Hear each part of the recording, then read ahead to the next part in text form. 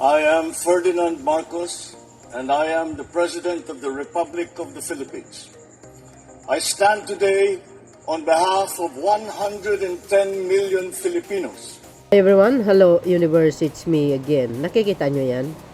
Ay nako, ang kakapal ng mga bakal mga bes. Shout out sa mga Marcos Luili supporters, Filipino and OFW. Hello.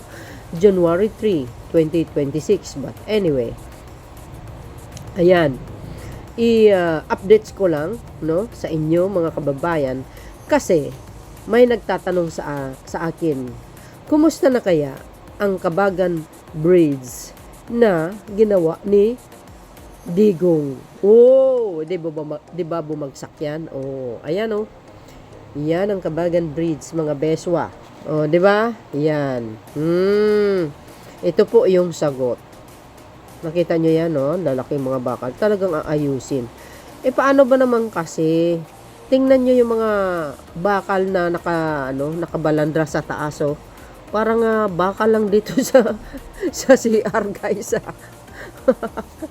Nakakatawa talaga itong yung panahon ni Digong talaga, Ewan ko ba? Well, I think, siguro si Digong, nung panahon na yon, umaasa din siya sa mga contractors or yung mga nagmamanage. Sino bang sekretary ng DPWH? Si Villar, diba? Siyempre, yung dating, I'm not defending the former President Duterte, no? Kasi may pagkukulang din naman talaga siya. Why?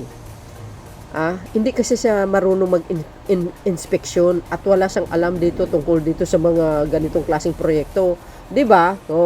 Ang malaking problema din talaga kasi sa panahon na 'yon, pabaya si dating Pangulong Digong.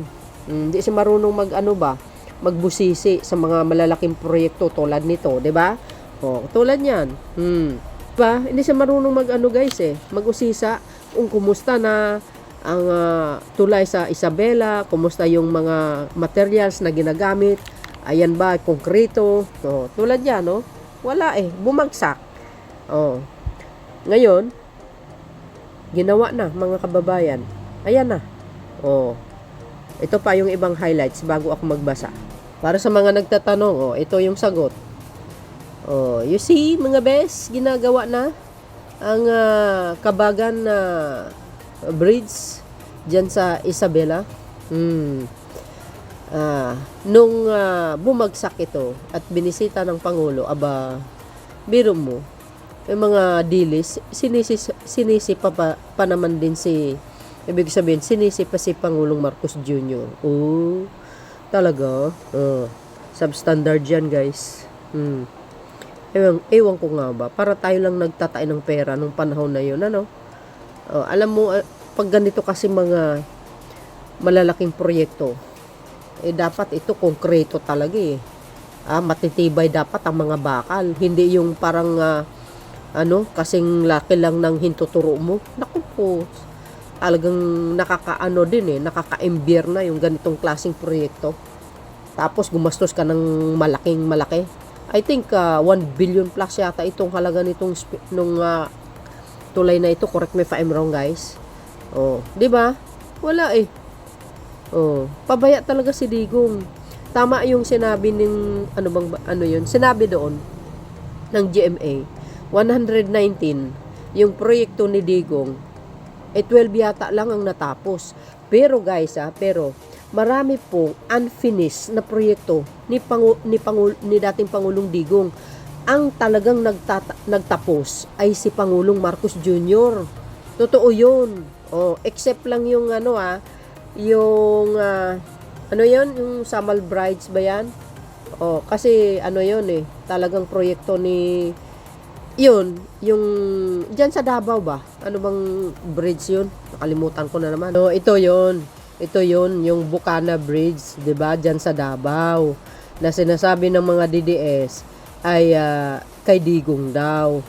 So, sa panahon ni Digong, nakaplano po yan. Kanyang panahon ni Digong, mga kababayan, 2018, sabi kasi ng mga DDS, pag-aari daw ng, kumbaga, sabi kasi ng mga DDS, ay Duterte legacy. Siyempre, iko-contradict natin yun. Hindi naman talaga Duterte legacy yan.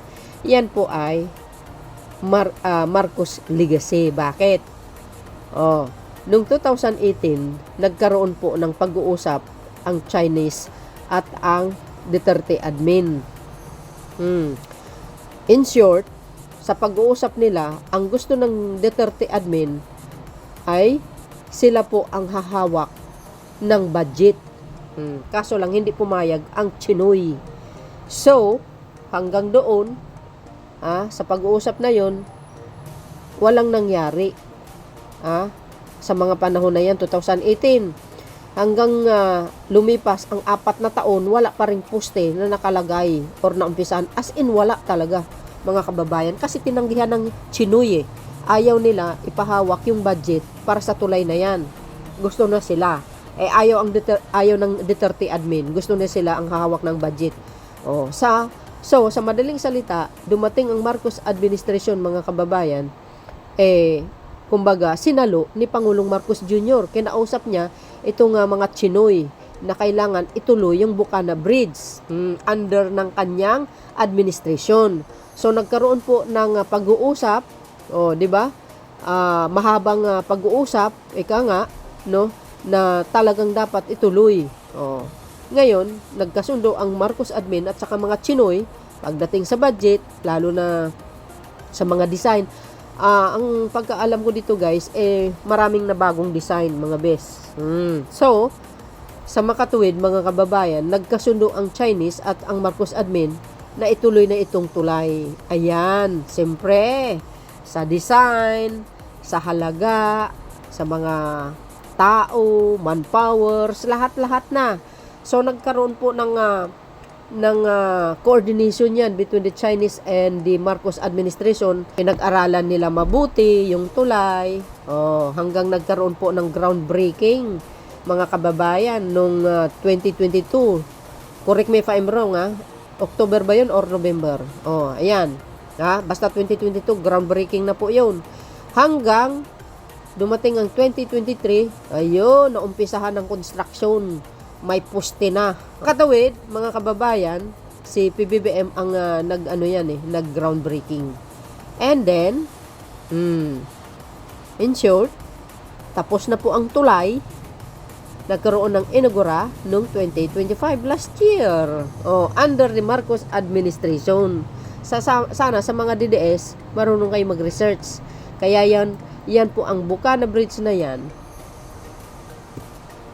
Yung Bukana Bridge yan ay under the Marcos administration. Loan po yan, guys, So, I think, yung loan na yan, binayaran na.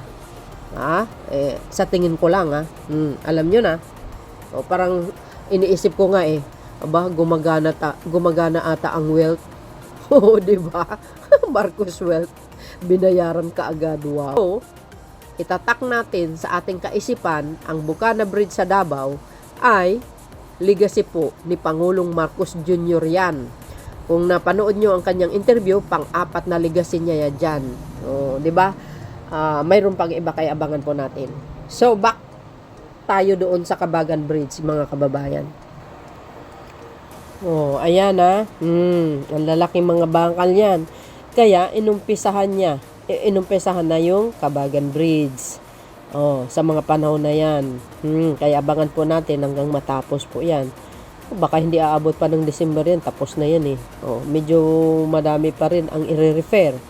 Kasi mga kababayan, hindi naman po forke nagawa itong pinakabungad nito, yung bumagsak. Natural, i-inspeksyonan yan yung nasa gitna. Malay natin, baka mayroong mga depekto pa rin. Biro mo ilang taon na yan, hindi na nadaanan kasi nga umuuga raw, sinabi ng mga taga-Kabakan Isabela. So, ibig sabihin, dapat buo yung tulay na yan, inspeksyonin dapat. Delikado po yun. Yan yung bukana lang nga niya bumagsak How much more yung sa kalagitnaan? Medyo delikado yun.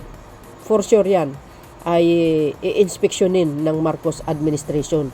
sino man ang contractors dyan, baka Japan or South Korea, guys. Hindi natin alam.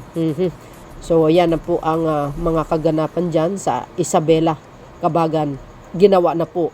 Sa mga nagtatanong, ito po yung sagot ko para sa inyo. Basahin ko Ayan mismo ng DPWH. Tingnan, tuloy-tuloy ang delivery ng construction materials para sa itinatayong alternate temporary passageway o bridge connector sa span number 3 ng Kabagan Santa Maria Bridge na nasira noong February 2025, nako 1 year ago na. Kasunod ng utos ni Pangulong Ferdinand R. Marcos Jr. na tapusin ang tulay sa lalong madaling panahon. Tiniyak ng DPWH Cagayan Valley na 24/7 ang construction activities sa nasirang tulay para agarang masolusyonan ang naapektuhang kabuhayan at pampublikong serbisyo sa lugar. O nga naman, di ba? Kawawa sila Yan lang ang pag-asa nila talaga. Sabi nga ng iba yung laki-laki ba naman ng tulay na yan sayang yung pera ng taong bayan. Tama po yun Ba't kaya ganun? Di ba? Siyempre, ang tulay talagang mahalaga yan sa taong bayan. Lalo na, di ba? Palabas, papasok. Galing sa iba't ibang lugar, sa mga biyahe, mga produkto, dyan dumadaan. Kailangan, konkreto dapat ang ginawa nila. Hindi yung substandard. Grabe naman kayo kagahaman talaga sa pera. Tinipid yan malamang mga kababayan, di ba? Tinipid. So yun guys, ang aking pinaka-latest update sa inyo. Sa mga nagtatanong, yan po. Yan po ang ating pinaka-latest update sa Kabagan Bridge sa Isabela. Kung nakita nyo dito, 23 hours. Yan. Today is January 3, 2026, mga kababayan. Thank you guys for watching. See you again on my next upload. So yun mga best, thank you for watching. See you again on my next upload. Abangan po natin hanggang magtapos ito. Madaling matapos yan pag maraming manpower ang nagtutulungan. For sure yan, konkreto na yung mga materials na ginamit. Alam nyo naman si PBBM, ayaw niya ng palpak. Kaya lang minsan nasa kontraktor at saka mga opisyalis ng DPWH ang palpak. Palpak ang utak. Di ba? Palpak pati ang bulsa, punong-puno. Di kayo naloka. Hindi naman lahat, guys. So tapos na yan. Pero I think sa remaining 3 years ng Pangulo, for sure wala nang mangungurakot. Maniwala kayo, guys. Nakamonitor ang Pangulo.